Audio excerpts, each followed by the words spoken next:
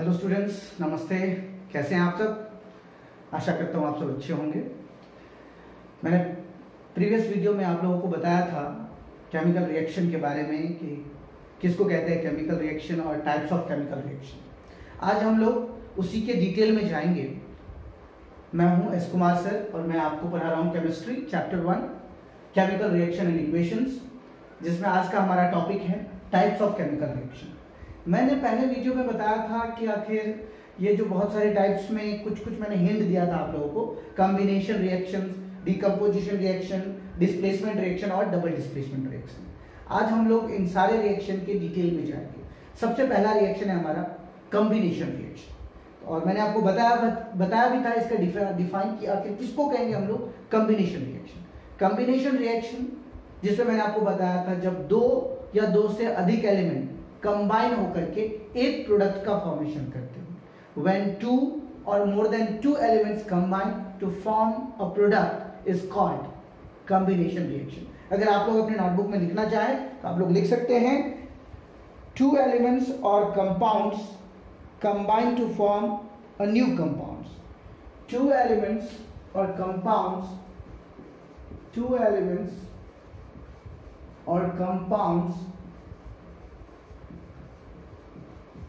combine to form a new compound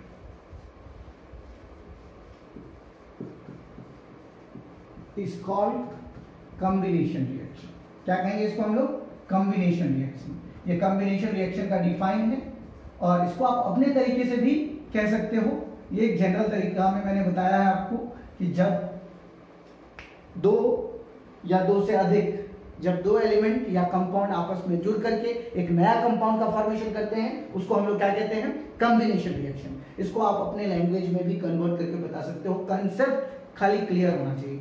When two or more than two elements combine to form a compound or form a new compound is called combination reaction। इसके बहुत सारे example हैं। सबसे पहला reaction जो मैंने आपको कल बताया भी था, magnesium plus oxygen is equal to magnesium oxide. फिर मैंने आपको बताया था इस बैलेंस रिएक्शन करना है, यहाँ पे 2 और यहाँ पे 2 डालना पड़ेगा, राइट। तो ये इसके कुछ एग्जांपल और बहुत सारे एग्जांपल हैं। आप चाहे तो वाटर का भी डाल सकते हैं। हाइड्रोजन और ऑक्सीजन मिलकर के क्या बनाते हैं? वाटर बनाते हैं। और अगर इस रिएक्शन को बैलेंस करना है तो 2 इधर, राइट। उसके बाद बहुत सारे रिएक्शन आप अपने मन से भी आप जोड़ सकते हैं। अमोनिया का मैंने कल बताया था हेबर्ट प्रोसेस, जैसे N2 + H2 is equal to ammonia that is NH3। इस रिएक्शन को भी अगर आप बैलेंस करना चाहेंगे तो इजीली हो जाएगा 2NH3 और 3H2। तो यहाँ पर आप देख सकते हैं कि कॉम्बिनेशन रिएक्शन किसको कहते हैं? कॉम्बिनेशन रिएक्शन का मतलब हो गया जब दो या दो से अधिक एलिमेंट कंबाइन होकर के एक नया प्रोडक्ट का फॉर्मेशन करता है, उसको हम लोग क्या कहते हैं? Combination reaction. अब दूसरा था हमारा डीकंपोजिशन रिएक्शन। क्या था? डीकंपोजिशन। अगर आप लोग इसका स्क्रीनशॉट लेना चाहे तो स्क्रीनशॉट ले सकते हैं, अदरवाइज नोटबुक में लिखना चाहते हैं तो नोटबुक में लिख सकते हैं। चलिए अब हम लोग चलते हैं सेकेंड पर, डीकंपोजिशन रिएक्शन। जब कोई एक कंपाउंड टूटकर दो या दो से अधिक एलिमेंट या कंपाउंड में बढ़ते, इसका उल्टा कर दीजिए। यहां पे था 2 एलिमेंट्स और compounds combine to form a new compound. तो यहां पे क्या करोगे? When a compound breaks to for 2 elements or compound is called decomposition reaction। क्या लिखोगे decomposition में? When a compound breaks to form, when a compound breaks to form, when a compound breaks to form two elements or compounds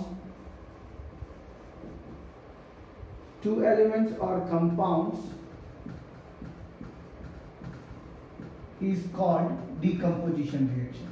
is called decomposition। decompose का मतलब क्या होता है? आप लोगों ने 6-7 में ही स्टार्ट किया होगा। डिकम्पोज का मतलब होता है टूटना। याद कीजिए बायोडिग्रेडेबल और नॉन बायोडिग्रेडेबल में डिकम्पोजिशन जो बैक्टीरिया डिकम्पोज करते थे, तोड़ देते थे। तो जब कोई एक कंपाउंड है उसको दो या दो से अधिक एलिमेंट्स या कंपाउंड में टूटता है तो वैसे रिएक्शन को डिकम्पोजिशन रिएक्शन कहते हैं। जैसे कैल्शियम कार्बोनेट ले लीजिए, जिसको हम लोग मार्बल भी कहते हैं। कैल्शियम कार्बोनेट को अगर आप हीट करोगे तो calcium oxide plus carbon dioxide में ये ब्रेक होगा। कहने का मतलब क्या है कि अगर कोई भी एलिमेंट या कोई भी कंपाउंड जब दो या दो से अधिक एलिमेंट या कंपाउंड में टूटता है तो वैसे रिएक्शन को हम लोग कौन सा रिएक्शन कहते हैं? Decomposition reaction. जैसे मैंने एक एग्जांपल दिया कैल्शियम कार्बोनेट, जिंक कार्बोनेट, बहुत सारे एलिमेंट जिसका कार्बोनेट लेना है ले लीजिए। अगर आपको दूसरा ही कुछ लेना है, जैसे मान लीजिए silver bromide, right, silver bromide AgBr, जब ये AgBr ब्रेक होगा तो Ag प्लस Br2 में ब्रेक होगा। तो अगर मान लीजिए इसका रिएक्शन आपका बैलेंस नहीं है तो 2 इधर कर दीजिए, 2 इधर कर दीजिए। अभी जिंक कार्बोनेट मैंने आपको कहा था ZnCO3, ZnCO3 भी टूटेगा तो जिंक प्लस कार्बोनेट में टूटेगा। AgCl मैंने कहा था सिल्वर क्लोराइड, सिल्वर क्लोराइड भी सिल्वर प्लस क्लोरीन में टूटेगा। इस तरह से बहुत सारे आप रिएक्शन ले सकते हैं जिसमें आपको यह बताना होगा कि कोई भी एक कंपाउंड या तो दो एलिमेंट या दो कंपाउंड में टूटता है, वैसे रिएक्शन को हम लोग कौन सा रिएक्शन कहते हैं? Decomposition reaction. वेर कंपाउंड, और इसको अपनी लैंग्वेज में भी आप लोग लिख सकते हैं, ऐसा जरूरी नहीं कि मैंने जो लिख दिया वही हो गया 100%। आप लोग अपने कंसेप्ट को क्लियर रखिए। जैसे मैंने आपको कॉम्बिनेशन रिएक्शन में कहा था, when 2 or more than 2 elements combine to form a compound is called combination reaction. ये मेरा अपना वर्ड था लेकिन मैंने लिखा था कुछ अलग। when 2 or more than 2 elements combine, when 2 elements or compounds combine to form a new compound is called chemical compound। देखो, डिफाइन को अपने तरह से रिप्रेजेंट करना सीखो, कंसेप्ट क्लियर होना चाहिए। अगर किसी भी स्टैंडर्ड में आप चले जाते हो, जब तक ये अपने तरह से रिप्रेजेंट करना नहीं सीखोगे, आप डिफाइन को समझो, कंसेप्ट को समझो और उसको अपने तरह से रिप्रेजेंट करो। जैसे मैंने आपको कहा यहाँ पर, when a compound breaks to form 2 elements or compound is called decomposition reaction। जैसे calcium carbonate, calcium oxide plus carbon dioxide, silver bromide, silver plus bromine, zinc carbonate, zinc plus carbonate. हाँ, एक बात और याद रखना, अगर जिंक कार्बोनेट में वापस अगर ये कार्बोनेट को तोड़ोगे तो कार्बन डाइऑक्साइड प्लस ऑक्सीजन अलग से निकलेगा।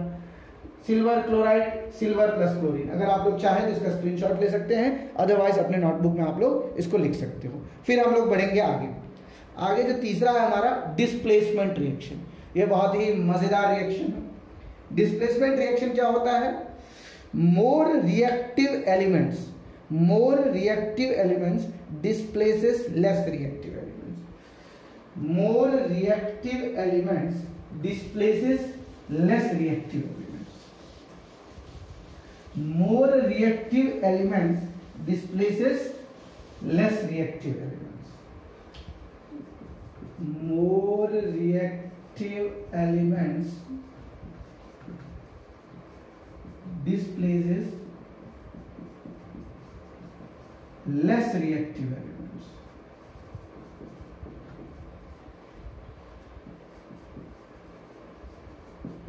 More reactive elements displaces less reactive elements is called displacement reaction।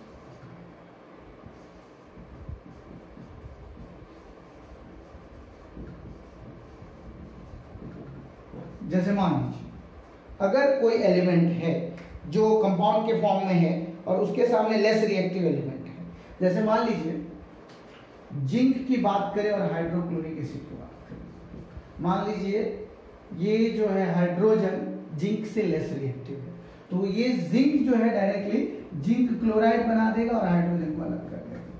बात समझ में आया? रिएक्शन बैलेंस कर दीजिए। मैं क्या कहना चाह रहा हूँ, ये जो डिस्प्लेसमेंट रिएक्शन होता है, आप लोगों ने वो मूवी देखी है छिछोरे?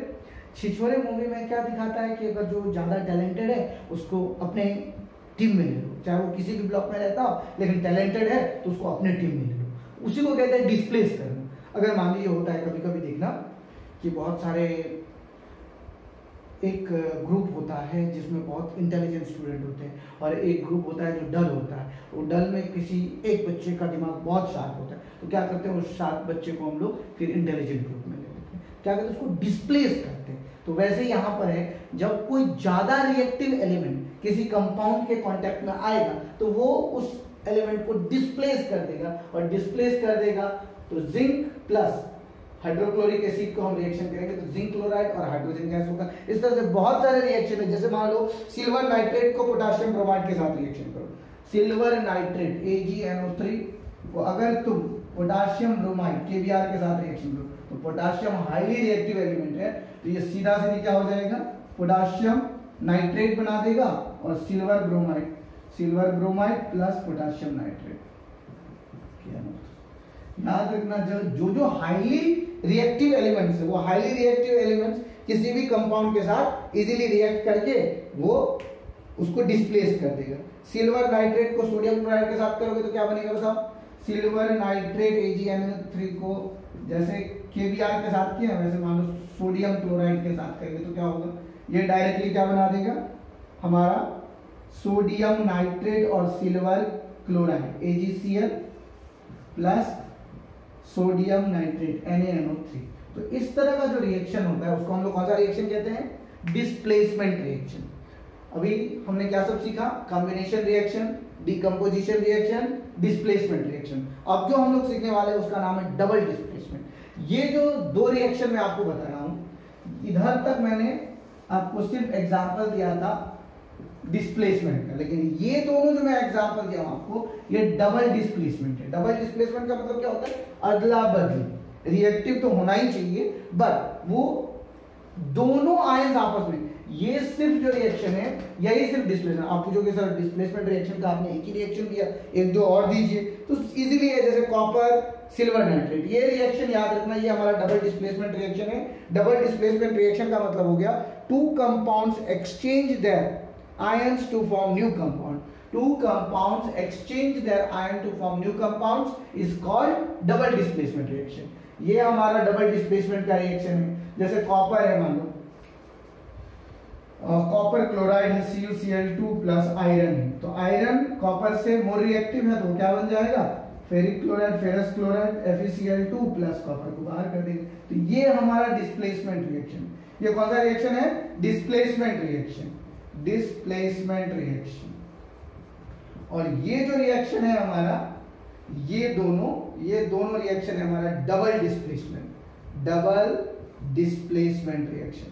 डबल डिस्प्लेसमेंट रिएक्शन क्या होता है, मैंने अभी जस्ट बताया है। अगर आप लोग लिखना चाहें नोटबुक में लिख सकते हैं। डबल डिस्प्लेसमेंट रिएक्शन का अगर आपको डिफाइन लिखना है तो आप ऐसे लिख सकते हो, two compounds exchange their ions to form new compounds. Two compounds exchange their ions to form new compounds is called double displacement reaction। और उसमें आप इस दोनों रिएक्शन का एग्जांपल दे सकते हो। तो अभी हमने सीखा combination reaction, decomposition reaction, displacement reaction और डबल डिस्प्लेसमेंट रिएक्शन। अब हम लोग जो सीखेंगे वो केमिकल रिएक्शन को कैसे रिप्रेजेंट करना है केमिकल इक्वेशन में। ये सबसे ज्यादा इंपॉर्टेंट टॉपिक है हमारा, केमिकल रिएक्शन को कैसे रिप्रेजेंट करना है केमिकल इक्वेशन में। यही आपको जो सबसे ज्यादा इंपॉर्टेंट पॉइंट है हमारे चैप्टर का, कि केमिकल रिएक्शन को कैसे रिप्रेजेंट करना है केमिकल इक्वेशन में।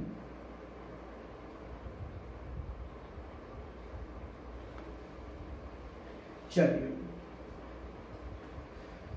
ले लिया आप लोगों ने स्क्रीनशॉट, इसका लिख देना डबल डिस्प्लेसमेंट रिएक्शन का जो मैंने आपको डिफाइन किया। अगर आप लोग नहीं लिख पाए हो तो वीडियो को पॉज कर लेना, एक बार रिवाइंड कर लेना, रिवाइंड करके आराम से सुनना, फिर इसको लिखना। अब हम लोग जो नया सीखने जा रहे हैं, how to balance the reaction, और सबसे पहले इक्वेशन में कैसे रिप्रेजेंट। अभी जो हम लोग कुछ भी लिख रहे हैं ये सब इक्वेशन ही था, लेकिन जो मैंने आपको कल बताया कि बैलेंस कैसे करो, how to balance a chemical reaction. अभी भी बहुत लोगों का ये सवाल है कि सर बैलेंसिंग जो है हमारा बहुत वीक है, प्लीज इसके लिए कुछ कीजिए ताकि हम लोगों का बैलेंसिंग स्ट्रांग हो सके। तो मैंने उन बच्चों के लिए कल एक छोटा सा एडवाइस दिया था कि सबसे पहले आपको क्या देखना है, how to balance a chemical reaction. ये जो पार्ट है ये बहुत ही इंपॉर्टेंट पार्ट है, how to balance the chemical reaction.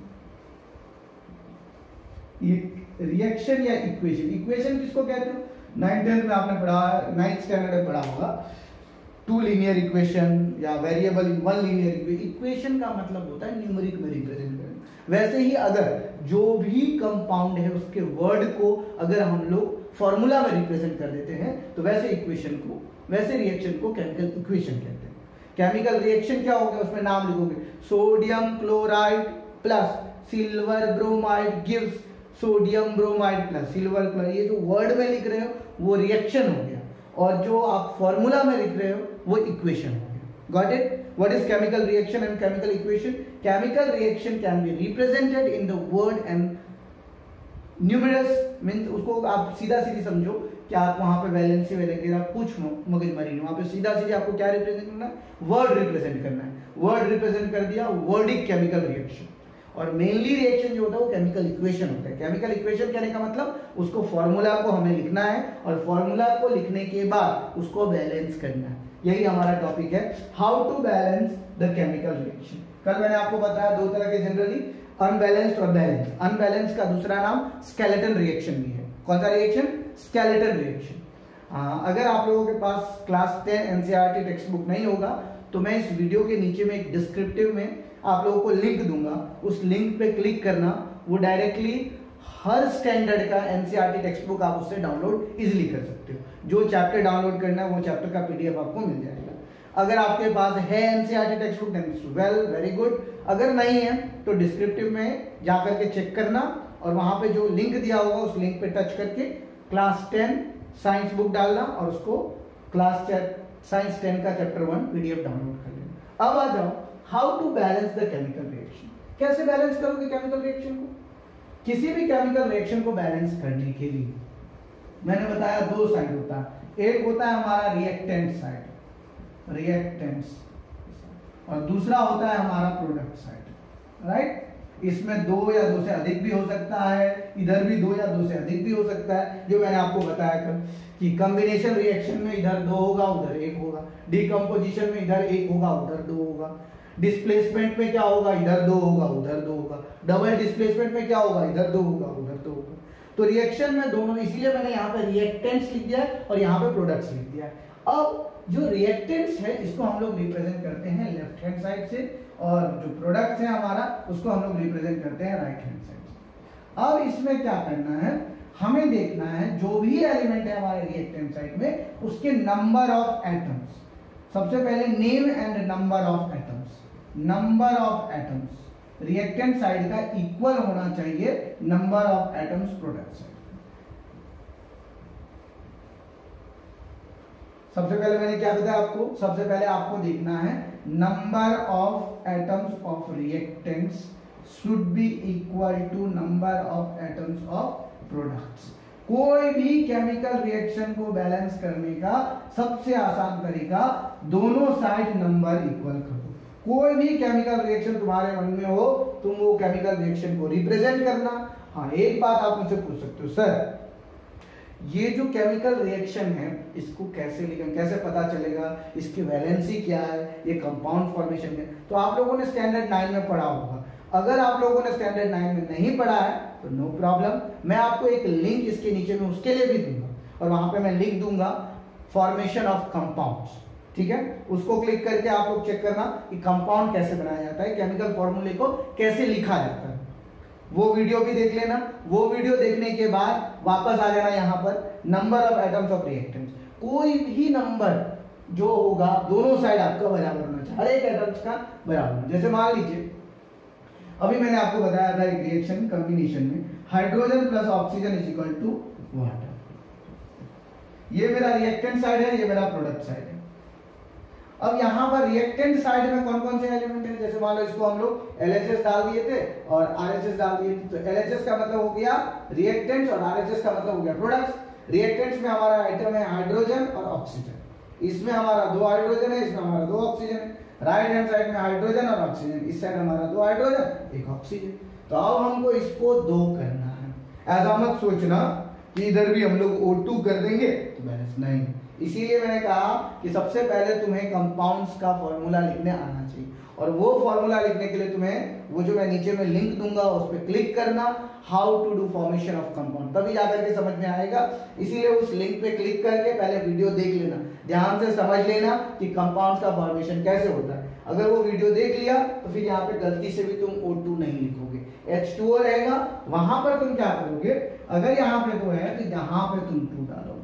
यहाँ पे तुमने 2 डाला तो इधर 4 हाइड्रोजन हो गया, 2 ऑक्सीजन हो गया। तो इधर तुम्हारा 4 हाइड्रोजन हो गए, तो इधर भी तुमको 4 करना है तो 2 इधर, तो इधर भी तुम्हारा 4 हाइड्रोजन, 2 ऑक्सीजन, 2 ऑक्सीजन। देखो दोनों साइड 4 हाइड्रोजन, 2 ऑक्सीजन, बैलेंस हो गया, 4 हाइड्रोजन 2 ऑक्सीजन। किसी भी केमिकल इक्वेशन को अगर बैलेंस करना है, तुम बोलोगे कि सर ये तो बहुत इजी रिएक्शन है, आपने इजी ले लिया, मैं तुमको हार्डेस्ट रिएक्शन देता हूं जो तुम्हें सबसे भारी लगेगा वैसे टाइप का भी रिएक्शन लेकर के दिखाता हूं कि दोनों साइड नंबर ऑफ एटम्स को कैसे इक्वल करना है।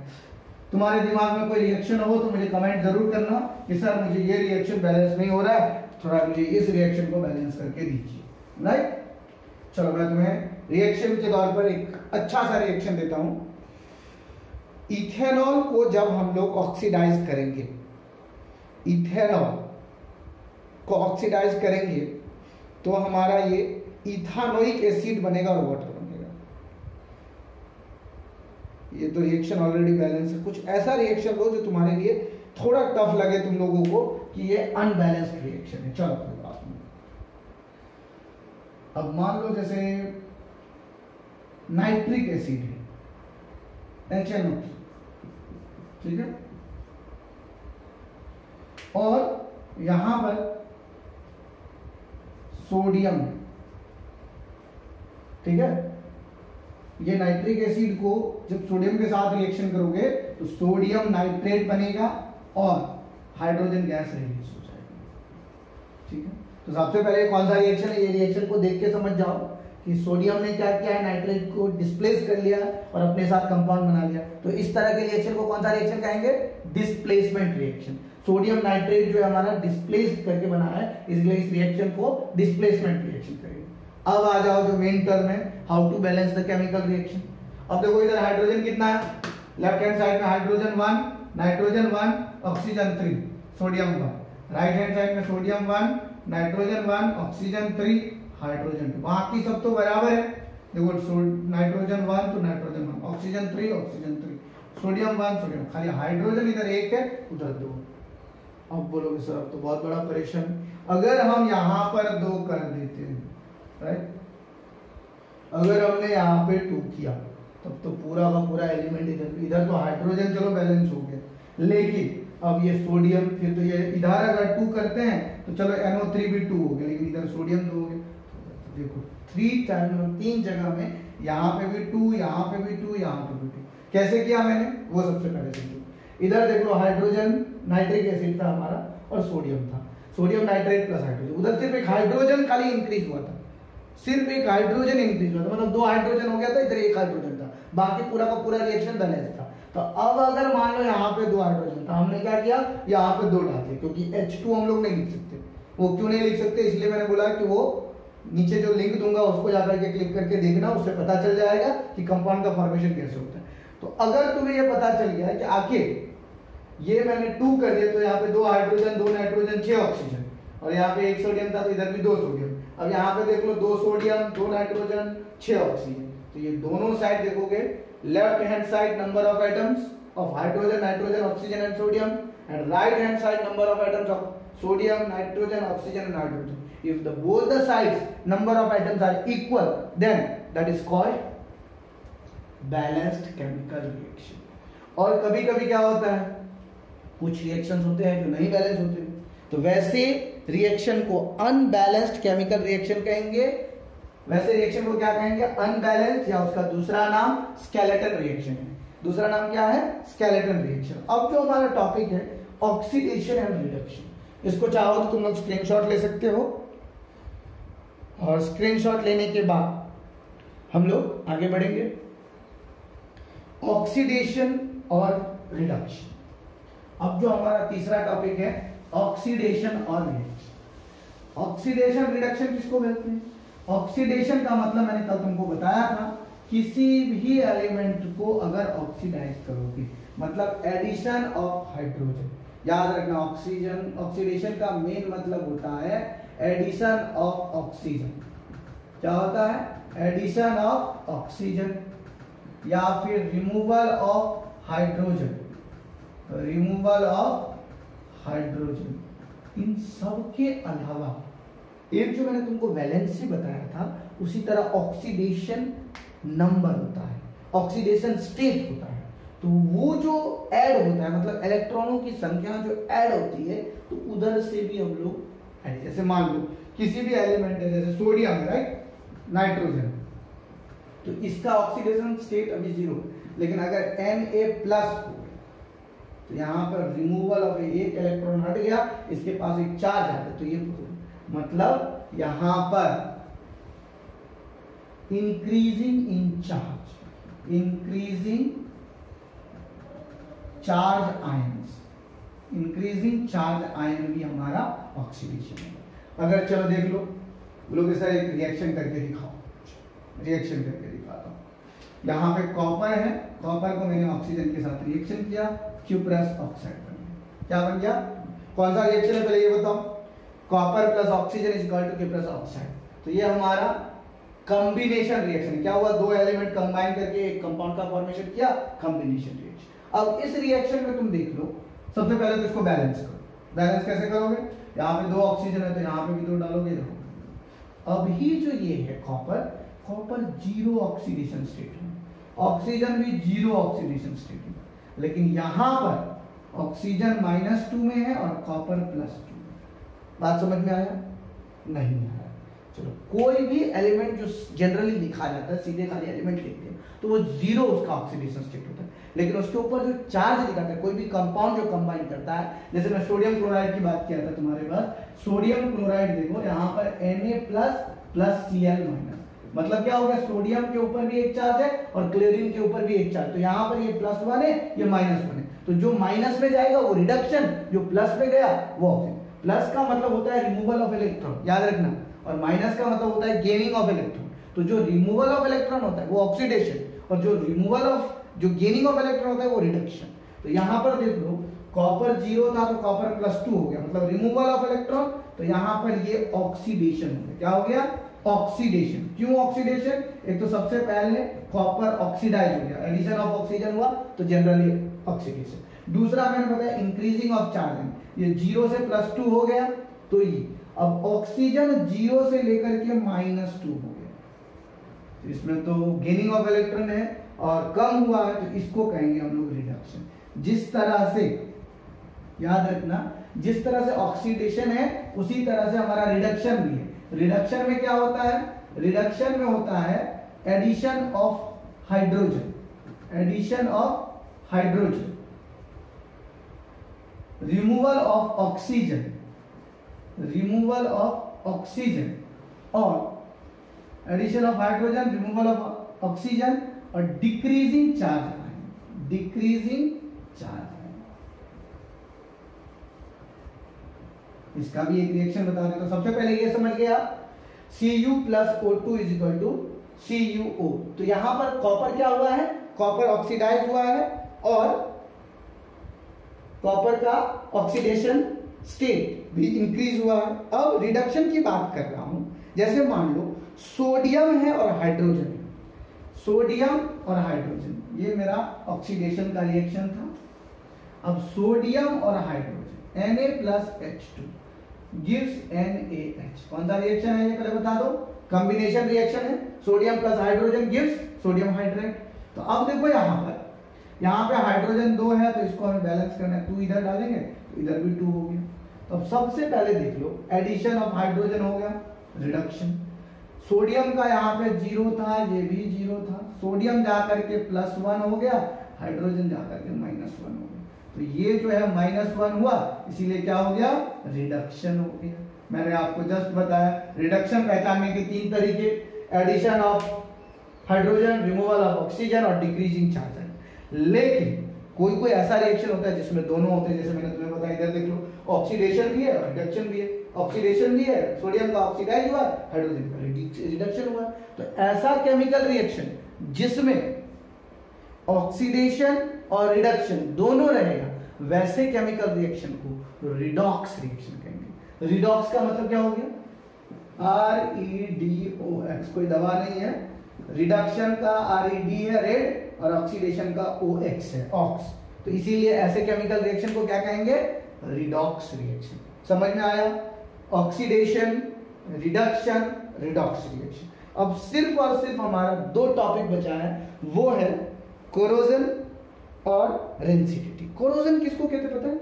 जब मान लो तुम लोग कभी गैरेज गए या फिर कभी पुलिस स्टेशन गए हो, पुलिस स्टेशन में क्या होता है, जब बाइक पकड़ के लेकर के वो लोग रख देते हैं, वो बाइक के ऊपर में कितनी बार बरसात होती है, पानी गिरता है, उसमें जंग लग जाता है। अदरवाइज हमारा जो विंडो होता है, तो विंडो के अंदर में जो ग्रिल्स होते हैं, देखना तुम पेंट कर दो, बार बार वापस रेन होते हैं, फिर वापस लोहे में जंग लग जाता है। तो आखिर यही जो है कोरोजन, कोरोजन का मेन मतलब होता है surface of metal is attacked by air and water.